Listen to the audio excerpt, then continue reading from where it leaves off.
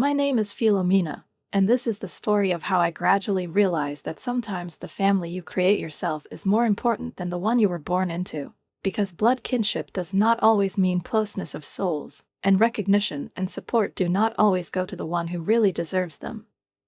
Since childhood, our house has been filled with noise, joyful laughter, and the ringing of happy voices, but this laughter almost always belonged to my younger sister Sarah, whom my parents idolized and to whom absolutely everything was forgiven, no matter what she did, while I remained in the shadows, watching this endless performance. I remember how merrily she hopped around the spacious living room, changing outfits with ease and grace, arranging impromptu fashion shows right in front of our parents, who looked at her with admiration, as if she were a real miracle sent to them from above, the only pride and hope of their lives. "One day I will become a famous model," she said confidently, striking a pose as if she had already posed for the cover of a fashion magazine, and, of course, Dad, without hesitation, clapped his hands loudly, his face beaming with pride, and his voice sounded with genuine admiration. "This is my girl, and I'm sure you'll be on the covers of glossy magazines faster than we realize it." I just rolled my eyes, knowing full well that I would not hear a word of support for myself, and, restraining my irritation, I went to my room, where, as always, I immersed myself in studying books on finance and economics, because even then, as a teenager, I realized that appearance was just an illusion. Success and the real future is built on knowledge, hard work, and perseverance, not on beautiful poses in front of the camera. Over time, the difference between Sarah and me became more and more noticeable. If as a child I still tried to somehow fight for parental attention, then by adolescence I finally realized that my sister and my future would be completely different, because her world revolved around parties, frivolous conversations, and admiring glances of boys, while I was focused solely on my studies, on the desire to achieve something more than empty compliments and fleeting admiration from others. When it came time to go to college, I still had a glimmer of hope that my parents would finally notice and appreciate my work, my determination, and perseverance. But one evening at dinner, my father uttered only one phrase with cold dispassion, which finally dispelled my illusions. "We will pay for your first 2 years of study, and then you will have to cope on your own." I couldn't believe my ears. It seemed to me that this was some kind of mistake, that my parents simply didn't realize how important knowledge and my future career were to me. But when I, still shocked, asked if they were going to do the same to Sarah, my mother, without even hiding her irritation, she gave me a stern look and replied in the same tone she always used when she thought I was asking too many uncomfortable questions. "Your sister has other talents, and we need to support her dreams." At that moment, I realized that no matter how hard I tried, no matter how successful I would always be in the background, because in their eyes I was just the eldest daughter, the one who took care of herself, the one who did not need approval and praise, unlike their beloved Sarah. I didn't argue, didn't demand explanations, or try to convince them. I just silently packed up my things and, without turning around, left for another city to enroll in the college I so wanted to study at, firmly determined that I would never again allow other people's expectations or biased preferences to determine my future. During the day, I was completely immersed in my studies, striving to become the best specialist in the field of financial analysis, and at night, despite my fatigue, I took on any job I could find, because every dollar I earned was put aside to pay for my studies, because I could not afford to fail. I could not allow all my efforts to be in vain. I had to work as a waitress, a tutor, an assistant in an accounting firm. Sometimes I fell asleep right behind my books, too tired to even undress, and on particularly difficult nights when my strength was running out and fatigue seemed insurmountable, I allowed myself to cry quietly, but never, not once in all these years, I didn't have the thought to give up, because I knew, education. This is my only chance at a life that I choose for myself, a life in which I don't have to constantly compare myself to my sister, prove my worth, or seek the approval of those who have never seen in me anything but the shadow of a golden child. By the 3rd year of study, I was able to save enough money to fully cover my tuition fees, and in my final year, luck finally really smiled on me. Thanks to my high academic performance, I received a full scholarship, which allowed me to focus only on knowledge and professional skills development. without being torn between classes and endless work. And the last time I talked to my parents, they didn't even seem to fully realize what a path I had traveled without their help. Meanwhile, Sarah, living in her parents' house, was unable to realize her dreams. She dropped out of college after the first semester, saying that the strict limits of academic life did not suit her, and after that she tossed between casual part-time jobs and rare modeling appearances, continuing to stay in her parents' house, as if she had never grown up. When I graduated, I realized that I no longer wanted to return to a place where I had never been appreciated, so I decided to stay in the city that had become my real home over the years, and when I finally got a job at a prestigious financial company, it was the best proof for me that my efforts were not in vain. Although my position was far from the highest, the management immediately saw my potential and entrusted me with tasks that required responsibility, and I plunged into work with the same dedication that I had once studied with, proving that I was capable of more than anyone could have expected, that I deserved the recognition that I received. I missed it so much when I was a kid. "Philomena, that deal you made last week was impressive," my boss said, summoning me to his office. "If you keep this up, the promotion won't take long."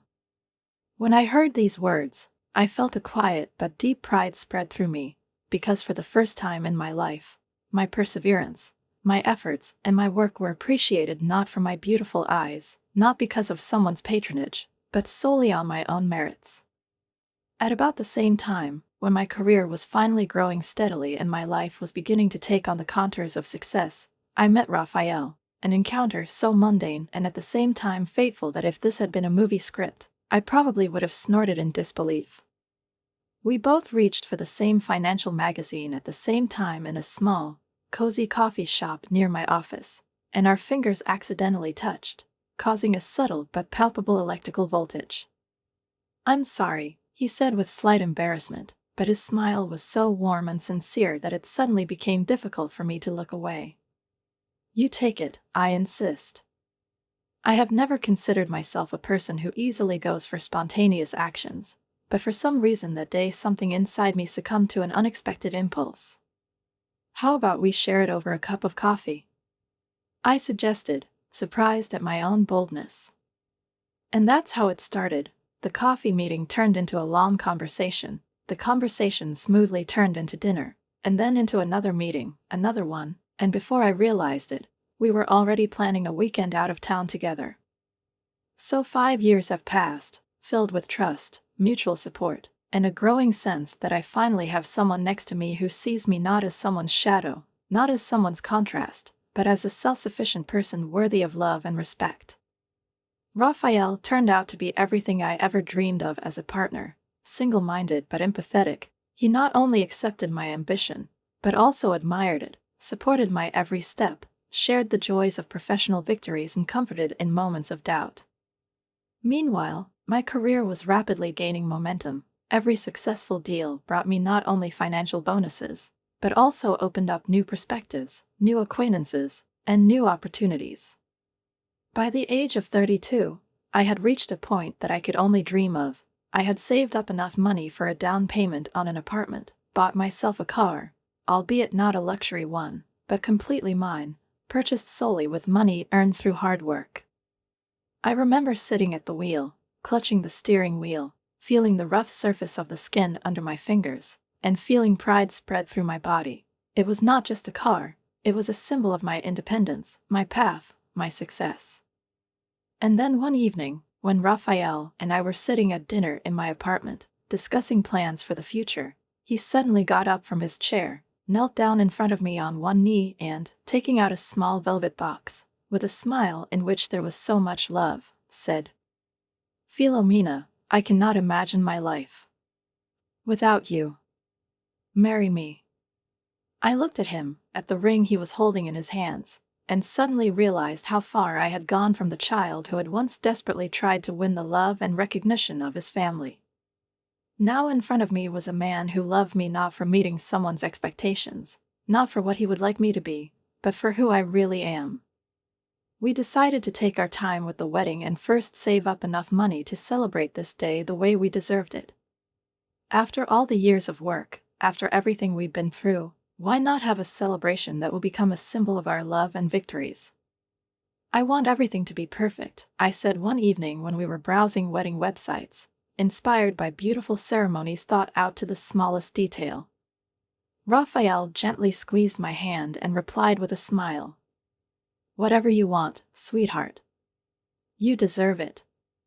Immersed in my preparations, I plunged into the world of wedding magazines, online forums, and mud boards, devoting every free minute to planning the perfect day, which was supposed to be a milestone, a sign, a confirmation of how far we had come. At the same time, little seemed to have changed in my hometown. Sarah was still living with her parents, but now she had a baby in her arms. His father, the guy she had been dating for only a few months, disappeared as soon as he found out about the pregnancy, leaving her alone with a new reality. During one of the rare phone calls, Mom suddenly said, "Your sister needs our help, Philomena.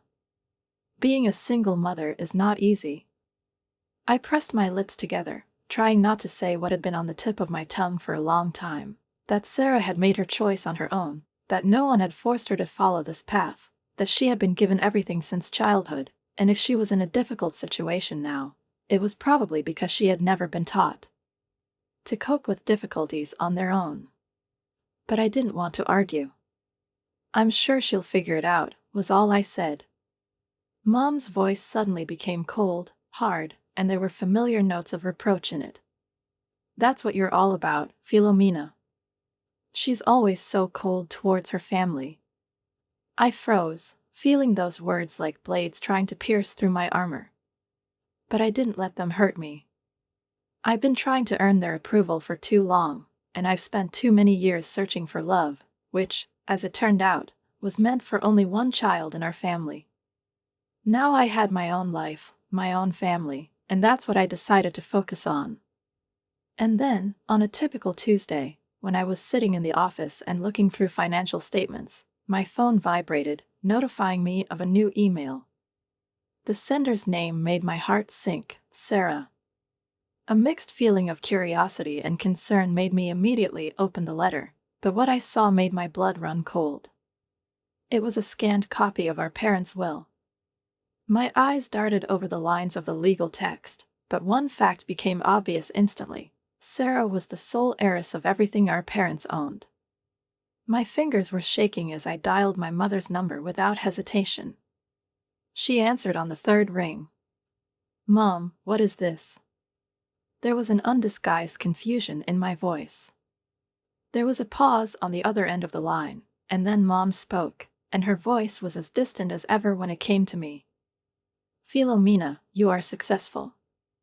You have a good job, an apartment, a car. You don't need our money." But it wasn't about the money. And we both knew it. I took off from my seat as soon as I heard the bell ring, and immediately pressed the receive button.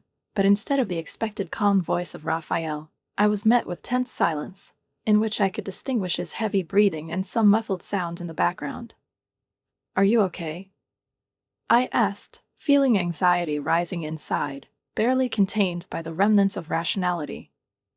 "Yes, but, Philomena, His voice was strange, strained, as if he still wasn't fully aware of what had happened. "I think something is wrong." My heart skipped a beat. "What happened? Did you hand over the money?" I felt my fingers convulsively clutching the phone, and a chill spread in my chest. "No. When I came to your mother, Sarah was already there." His voice sounded slow, as if he was considering every word. "I explained why I came, but your sister suddenly started arguing with her. They thought I couldn't hear, but..." "But what?" I could hear the panic in my voice now. "Sarah said that it's not part of the deal, and that they should have handled things differently." He paused for a second before continuing. "They obviously did not expect that you would offer to transfer the money gradually, and not just give it back immediately." I closed my eyes, trying to comprehend what I had heard, but only one thought was throbbing in my head. They were trying to deceive me. "Are you sure?" My voice trembled treacherously, even though I already knew the answer. "Yes, my love," he said, and now there was firm confidence in his voice, but also gentleness, as if he wanted to soften the blow. I said that I couldn't hand over the money personally, and suggested that we go to the hospital together to pay the bill, but your mother suddenly started to get nervous. She said she wanted to take the money herself. I took a deep breath, trying to calm the storm of emotions inside. And what did you do? I didn't give the money back. I said that you asked me to transfer them directly to the hospital. Then Sarah suddenly got angry and started shouting that you always put yourself above your family, that you never cared about them. He sighed heavily. I left before the situation could get out of control, but Philomena, I don't think your mother needs surgery at all. I felt as if a chasm had opened up beneath me. Do you think they lied to me? The words came out with difficulty, as if they were someone else's. I don't think so. I'm sure. I slowly sank into a chair, feeling the world around me crumble, as something important, deep inside, cracks and breaks under the weight of this realization. I've been betrayed many times. But even I couldn't imagine that my own mother and sister would be capable of such a thing. I was silent for a while, letting this information settle in, until a new, icy, almost frightening determination began to form inside.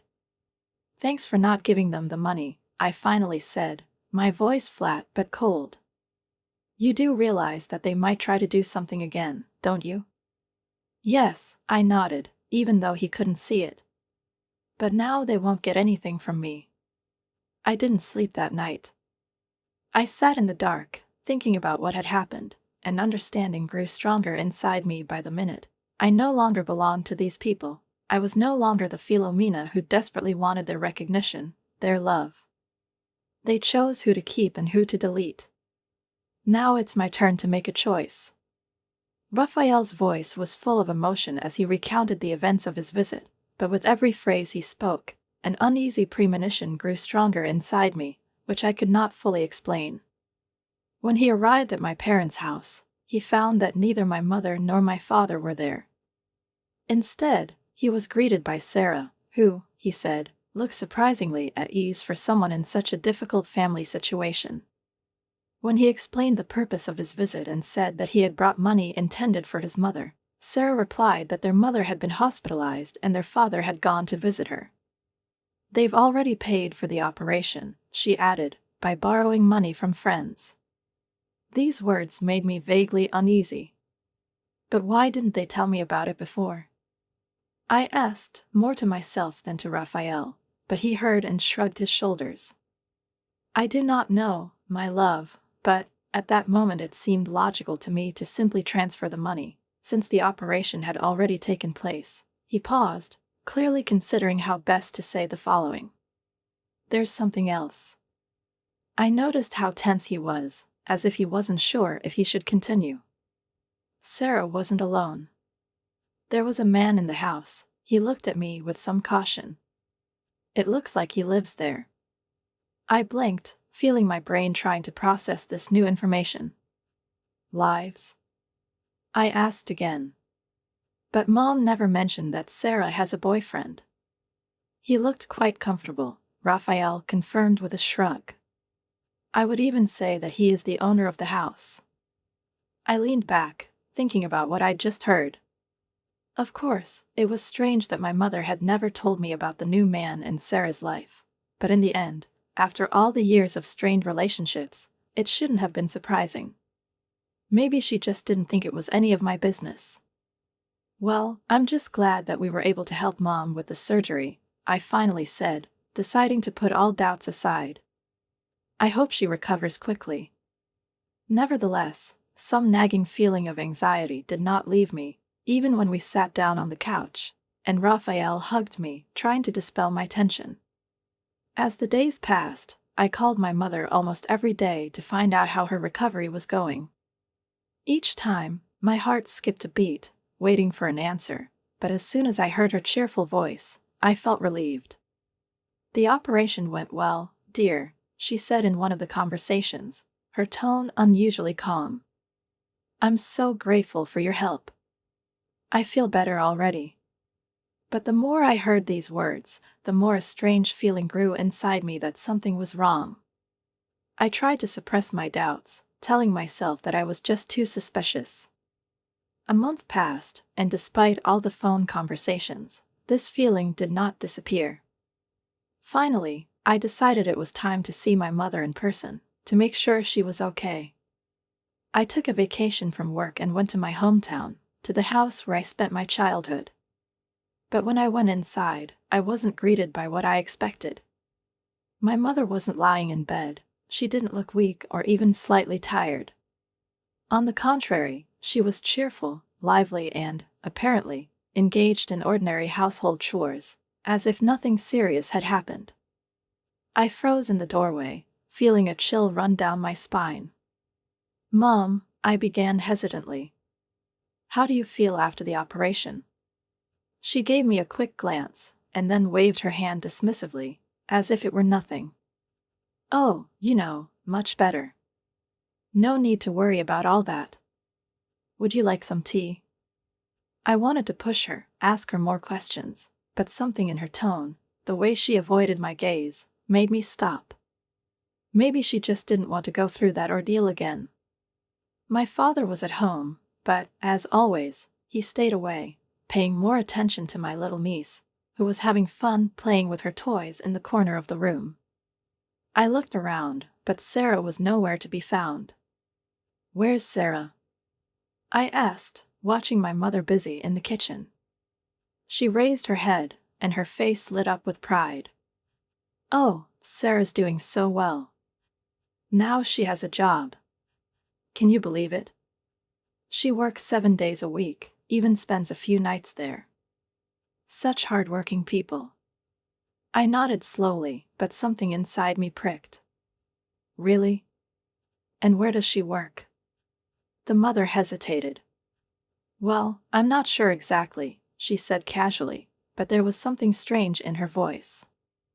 "She's just busy, that's all." I frowned. "Is she still seeing that guy who was at your place?" The mother blinked, then looked away and began to put things in order on the table, as if she hadn't heard the question. "What guy?"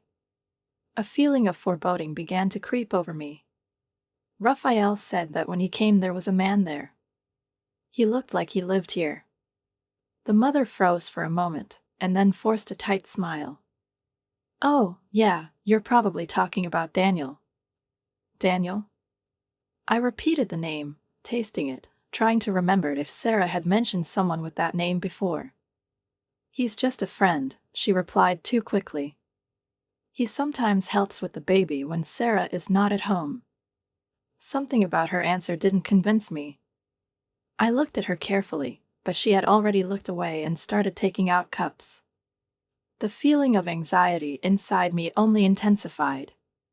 There are too many inconsistencies, too many unanswered questions.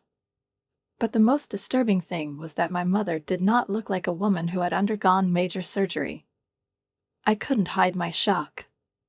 It was completely different from the sister I knew, the one who spent her whole life getting everything just because she was allowed to. She's never been the one who takes responsibility. She's never been the one who really fights.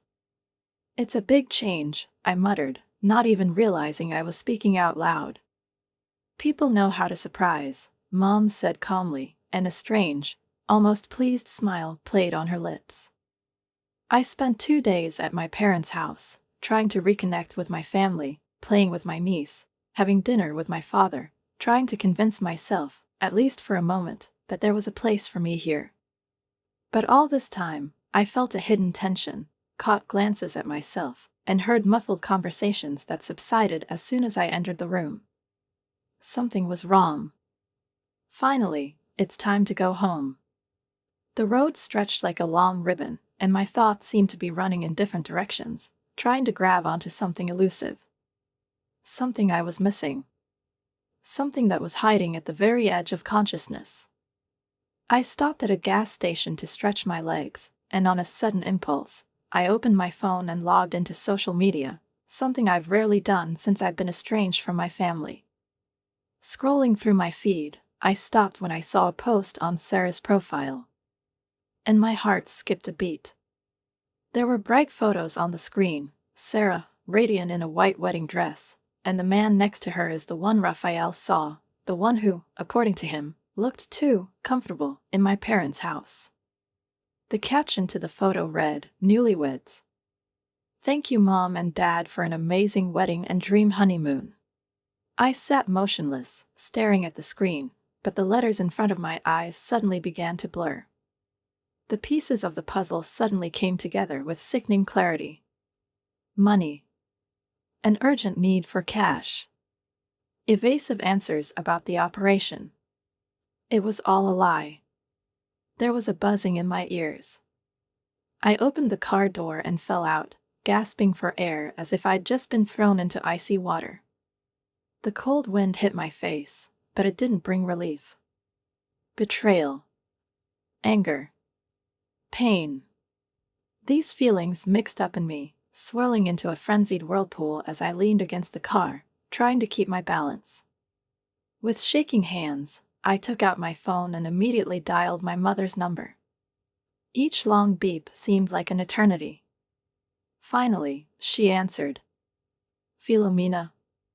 Her voice was steady, calm, as if nothing had happened. I swallowed, trying to keep my voice from shaking. "Mom," I said slowly, "I need you to be honest with me. What happened to the money we sent for your operation?"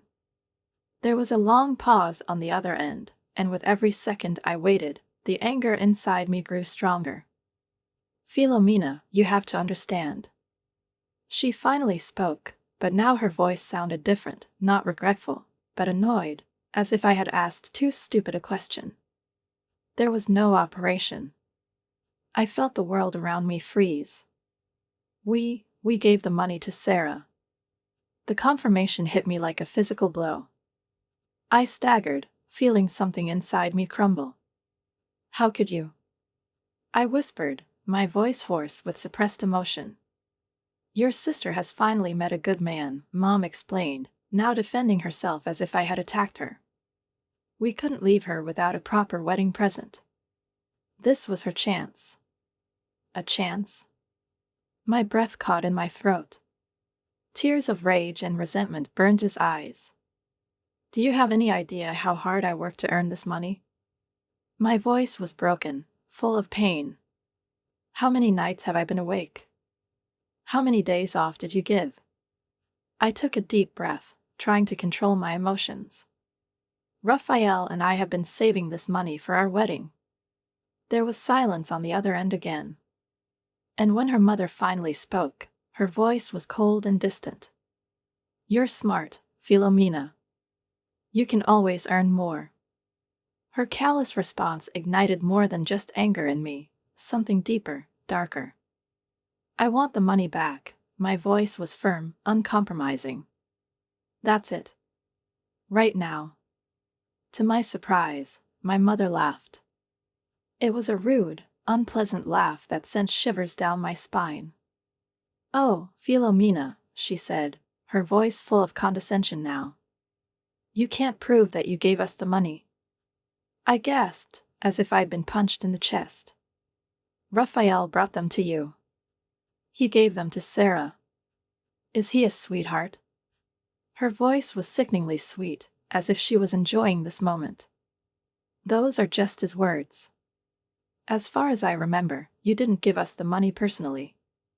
If you try to go to court," she continued, "I'll say that your boyfriend is a fraud, that he took the money for himself and didn't give us a penny." There was no limit to my indignation. "You can't be serious." My voice trailed off, and I clutched the hood of the car, feeling the veins in my temples throb with anger. "Oh, dear," she continued with icy certainty, "it's your word against ours." I was silent, my breathing was short, and my heart was pounding. "And let's face it," she added mockingly. "Who would believe a daughter who has barely communicated with her family for years against a poor, struggling sister and her devoted parents?" I clenched my teeth, my fingers clutching the phone convulsively. All these years, all this pain, all the struggle, everything I've done to earn their recognition, and this is their true face. I was no longer their daughter. I was their resource. Before I could answer, the line went dead. I stared at the phone, but my mother's words continued to ring in my head, echoing loudly, demonstrating the depth of their betrayal. They didn't just lie to me, they didn't just steal my money. Now they threatened to make Raphael look like a criminal if I tried to get back what belongs to me. I felt the world lurch around me. Leaning on the hood of the car, I tried to keep my balance, but my legs refused to support me. How did it come to this? How did I, who grew up in this house, believing that family should be your most reliable support, end up in a situation where my own blood decided to use me, as if I were an endless source of resources? I got to our apartment in a semi-conscious state, still reeling from the conversation with my mother.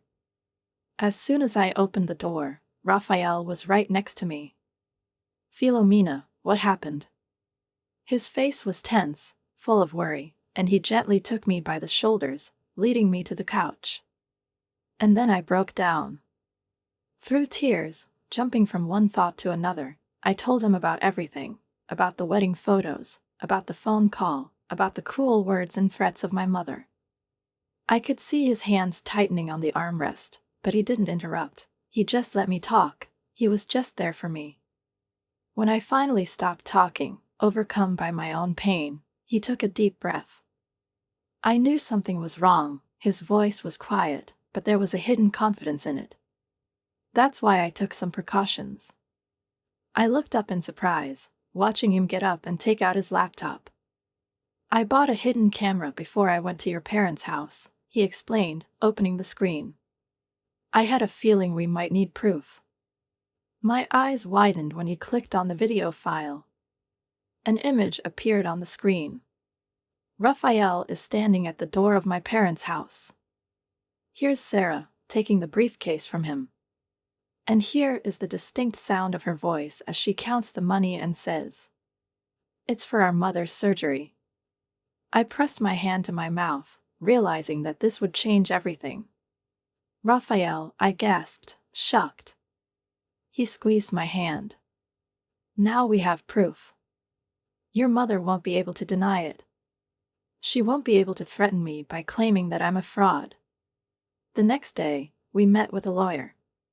She carefully studied the evidence provided, and then, folding her hands on the table, said, "You have a weighty case. It won't be a quick process, but with a video like this, we have a real chance of winning." When we left her office, Raphael turned to me and, taking my hands, said, "You know, we don't have to put our lives on hold while all this is happening." I looked at him, not really understanding what he was getting at. "What do you mean?" "Let's get married. Right now." I froze. "But what about the big wedding we were planning?" He shook his head, looking me straight in the eye. "It doesn't matter. The only important thing is that we start our life together. We don't need a lavish party for that." I looked into his face, reading only sincerity and love in it. And then I realized, he was right. Over the next few weeks, we have planned a small but cozy ceremony. It wasn't the grand celebration I dreamed of, not the event we had been preparing for so long, but as soon as I stood in front of Raphael, looking into his warm eyes, as soon as I said my vows, surrounded only by our closest friends, I realized that it was perfect. The absence of my family was noticeable. I didn't call them, I didn't tell them about the wedding. As painful as it was, I knew it was the right decision. When Raphael and I performed our first dance as a married couple, I felt a weight lifted from my shoulders. Yes, there was still litigation ahead. Yes, the pain of my family's betrayal still stayed with me. But here, at this moment, surrounded by people who really loved and supported me, I felt hopeful for the future. Months passed, and finally our claim was considered in court. When we presented the evidence, including the video, I noticed how the judge's face changed, first shock, then disbelief, and then determination. My mother's procrastination, her attempts to justify herself and transfer the blame did not stand up to any criticism. When she tried to make us look like liars, her words crumbled in the face of irrefutable evidence. On the day of the verdict, my phone rang. It was my mother. "How dare you?" she hissed, her voice full of venom. I didn't even have time to open my mouth before she launched a torrent of accusations at me, venting her rage without stopping. "After all we've done for you, is that how you pay us? Ungrateful child." I was silent. Before, her words could cut me to the core, 'cause guilt make me doubt myself. But not now. All I felt now was emptiness. "I hope you're happy," she spat out. "From now on, you're not my daughter anymore. You're dead to me." The line ended before I could answer. I stood with my phone in my hand, feeling a strange mixture of pain and unexpected relief. The court ruled in my favor. My mother had to pay me $22,000, an amount that, as I later learned, she had to borrow to cover the debt. Life has changed. Raphael and I focused on our careers and our lives together, leaving the drama of my family behind. I thought this story was over, but from time to time, news about them still reached me through mutual acquaintances. Sarah's marriage seemed to be far from the fairy tale she had imagined. She and her husband lived with our parents, and their presence gradually turned the house into a permanent hangout. Neighbors complained about the noise, drunken screams at night, and fights that rang out from behind closed doors. It all came to a head when one night, Sarah's husband, in a drunken rage, tried to kick my parents out of their own house. The police were called, and the truth, which they had been trying to hide for so long, came out. But the last straw was that Sarah lost custody of her daughter because of her negligent behavior. My parents, finally seeing the destruction that their beloved daughter had brought, made the decision that was to be expected. They kicked out Sarah and her husband, taking their granddaughter, deciding to give her a stable home that Sarah could not provide for her. I thought that this chapter of my life was finally closed. But one day my phone rang again, and a familiar number appeared on the screen. Against my better judgment, I replied. "Philomena," my mother's voice was quieter than I'd heard it in years. "I miss you." I didn't say anything, waiting for the second part of this conversation to come out. It didn't take long. "We need your help," she continued. "It's hard to raise your niece, and we're not as young as we used to be." I felt a sense of déjà vu. History was really repeating itself. Once they favored Sarah, choosing her over me. Now they were trying to pin the care of her child on me. "I'm sorry," I said in a firm voice. "I can't help you."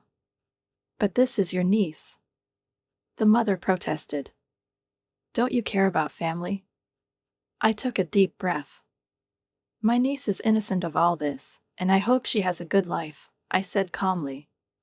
"But you haven't changed. You're still trying to use me to fix your mistakes." "I won't do it. Don't call me anymore." I hung up the phone and immediately blocked her number, and then the numbers of my father and Sarah. When the phone went silent, I felt a weight lift from my shoulders. Later that evening, Raphael found me on the balcony. I stood there, looking at the lights of the city, and felt strangely light, as if I had finally let go of the burden I had been carrying all my life. "Is everything okay?" "What is it?" he asked, putting his arm around my shoulders. I leaned back in his arms, allowing myself a smile. "Yes," I said, surprised at how seriously I meant it. "I think we're finally free." We stood there in comfortable silence, watching the world go by. I thought about the journey that had brought me here, the pain, the betrayals, the hard lessons I had learned. But I also thought about the power I had gained, the love I had built with Raphael, and the life we had created together.